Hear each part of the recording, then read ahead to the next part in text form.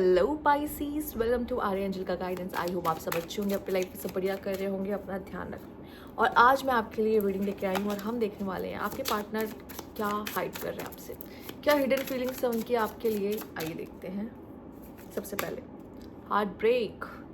I hate myself for believing you again and again. जितना मैं तुम पे विश्वास करता हूँ उतनी बार मेरा दिल दुख जाता है।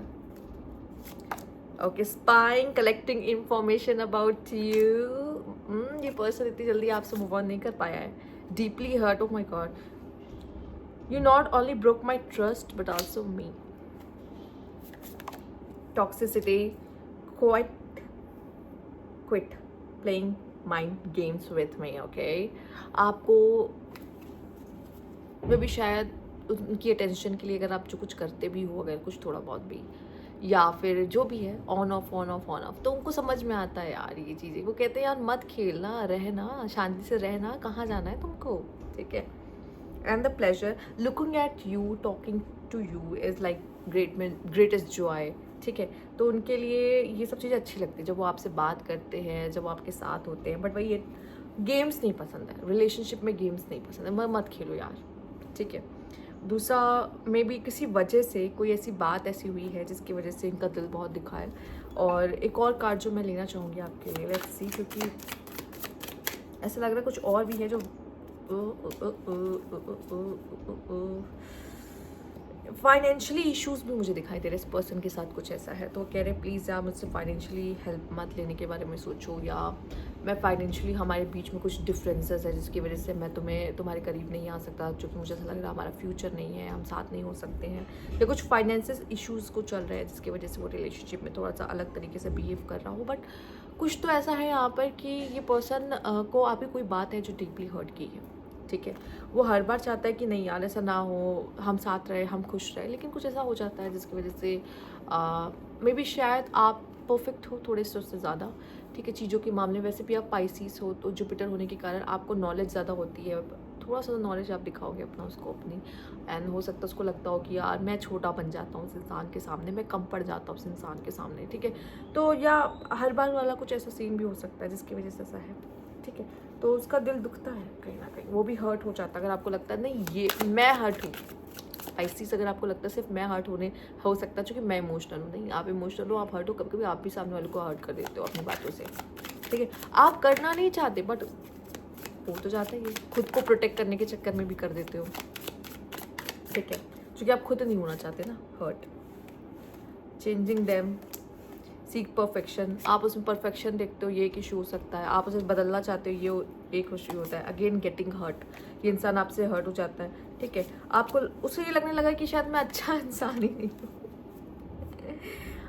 या आपके मतलब आपके चारों तरफ आपको तो कोई भी मिल जाएगा, आप तो बहुत खूबसूरत हो। ये पर्सन इनसिक्योर भी रहता है इस चीज़ को लेकर कि आपको तो कई सोलमेट है, आप तो किसी को भी कोई भी आपको मिल जाएगा, आप तो कोई भी प्यार कर सकता है। आप तो इतने अच्छे दिखते हो, गुड लुकिंग हो, इतने अच्छे इंसान हो, इमोशनल हो, ठीक है, हर चीज़ से आप बढ़िया हो अपनी ज़िंदगी में। तो उसको लगता है कि यार आपको तो कोई भी मिल जाएगा, यार मैं तो इनसिक्योर हो रहा हूँ बहुत ज़्यादा। दूसरा, उसे ये रहता है कि उसे दूर मत जाओ, पास रहो, टच में रहो, ठीक है। एक ये भी मुझे दिखाई दे रहा है यहाँ पर। लेट्स सी और क्या है जो इस पर्सन को परेशान कर रही है।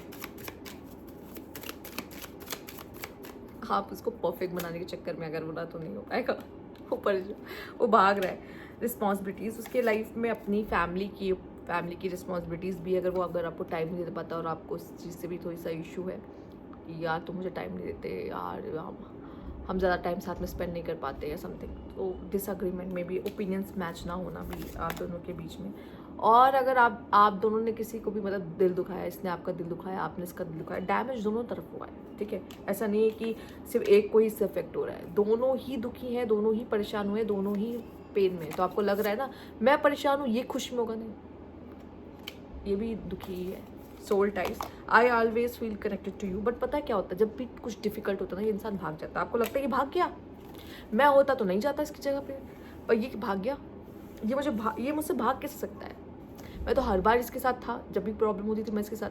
सबका डील करने का तरीका अलग अलग होता है। कुछ लोग भाग जाते हैं, कुछ लोग वहीं खड़े रहते हैं, कहते हैं नहीं बताओ क्या दिक्कत है, क्या प्रॉब्लम है, मिल के सॉल्व करते हैं। उसमें ये वाला बात नहीं है, वो भाग जाता है, वो थोड़ा सा इमेच्योर हो सकता है। आपसे आप ज़्यादा मैच्योर हो इस रिलेशनशिप में। लेट्स सी स्पाइसीज आपके लिए क्या गाइडेंस है, नेक्स्ट एक्शंस इनके। Ace of the sun, three of fans. ये मैनिपुलेट करेगा आपको दोबारा, ठीक है। देखो उसको आपके साथ एक अच्छा कनेक्शन फील होता है, एक अलग कनेक्शन फील होता है, तो ये पर्सन वापस आएगा, मैनिपुलेट करेगा आपको, वापस अपनी ज़िंदगी में लेके आएगा। क्यों? क्योंकि आप एक ऐसी पर्सन हो जो विश फुलफिलमेंट वाली हो। मतलब आप समझ रहे हो कि ये इंसान अगर मेरी लाइफ में हो तो मेरी लाइफ बेस्ट है, ठीक है। ऐसा सोचता है वो इंसान। तो यार ये मिल जाए, हो सकता है आप कहीं ना कहीं इसकी लाइफ में जो खालीपन सा है उसमें कहीं ना कहीं फिट हो रहे हो, जो कि बेस्ट लग रहा है कि यार ये इंसान आ जाएगा ना तो सब कुछ सेटिंग हो जाएगी, सब मेरा बेस्ट हो जाएगा, सब कुछ सही रहेगा। क्योंकि आपको छोड़ना नहीं चाहता, बिल्कुल बिल्कुल छोड़ना नहीं चाहता। और सन का कार्ड भी आया है।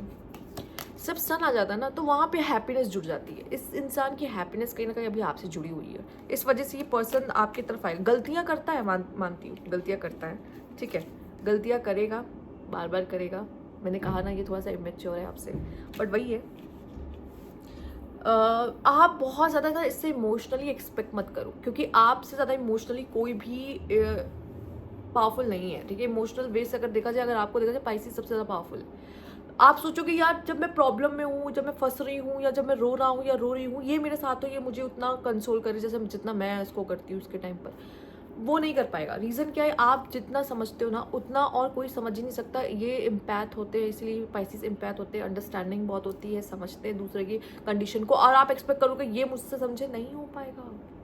आप बेटर हो, नो डाउट, पर वो इतना बेटर नहीं बन सकता आप जितना इस मामले में, स्पेशली इमोशंस जहाँ प्यार आता है, ठीक है। वैसे तो स्पाइसीज की इस चीज़ में कमी नहीं है, वैसे मैंने बोला प्रॉब्लम उनको इमोशंस के लेवल पे ही आती है, और वो सामने वाले से एक्सपेक्ट कर रहे होते हैं, इस वजह से प्रॉब्लम आती है। अगर वो सामने वाले से एक्सपेक्ट ना करें, उनको पता है ये इतना नहीं है इमोशनल लेवल पे, चाहे वो कितना ही एज उसकी, चाहे बहुत आपसे बड़ी हो, चाहे आपसे वो छोटी हो, फर्क नहीं पड़ता, पर आपके लेवल पे वो इमोशंस को नहीं समझ सकता।